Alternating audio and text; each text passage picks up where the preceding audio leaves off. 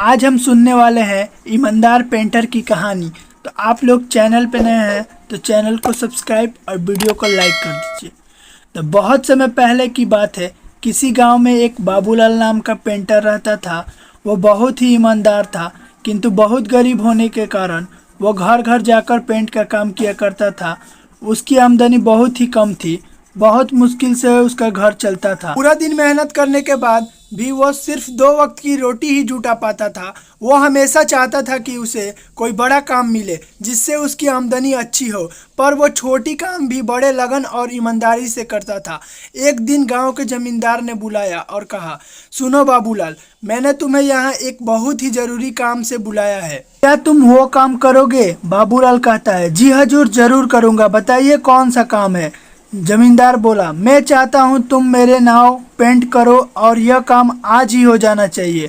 बाबूलाल, जी हजूर, यह काम आज ही कर दूंगा। सामान लेकर जैसे बाबूलाल आता है वह नाव को रंगना शुरू कर देता है।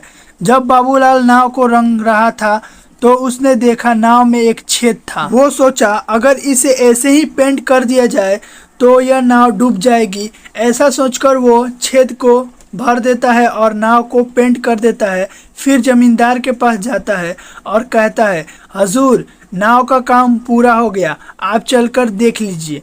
फिर वो दोनों नदी किनारे जाते हैं।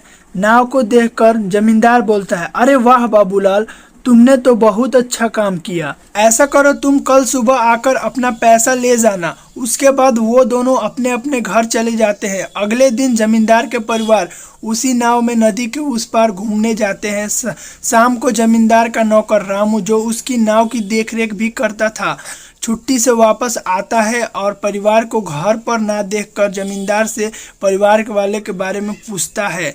जमींदार उसे सारी बात बताता है। जमींदार की बात सुनकर रामू चिंतन में पड़ जाता है। उसे चिंतित देखकर जमींदार पूछता है, क्या हुआ रामू, यह बात सुनकर तुम चिंतित क्यों हो गए? तभी रामू बोलता है, सरकार, लेकिन उस नाव में तो एक छेद था।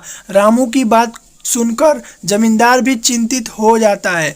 तभी उसके परिवार वाले पूरा दिन मौज मस्ती करके वापस आ जाते हैं। उन्हें सकुशल देखकर जमींदार चैन की सांस लेता है। फिर अगले दिन जमींदार बाबूलाल को बुलाता है और कहता है, ये लो बाबूलाल, तुम्हारा मेहनत का पैसा, तुमने बहुत बढ़िया काम किया है, मैं बहुत खुश हूँ। पैसा गिनने के बाद बाबूलाल हैरान हो जाता है क्योंकि वह पैसे बहुत ही अधिक थे। वह जमींदार से कहता है, हजूर, आपने मुझे गलती से ज़्यादा पैसे दे दिए हैं।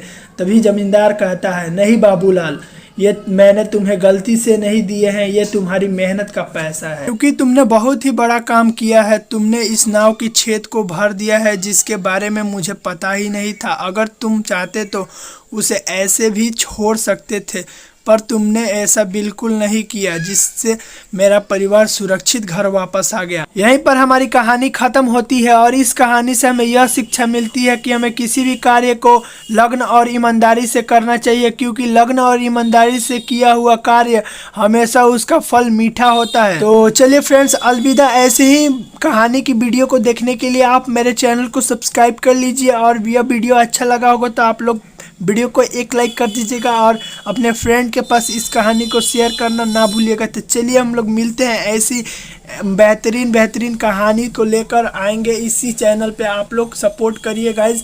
चलिए मिलते हैं ऐसे ही न्यू इंटरेस्टिंग वीडियो के साथ। तब तक के लिए बाय बाय।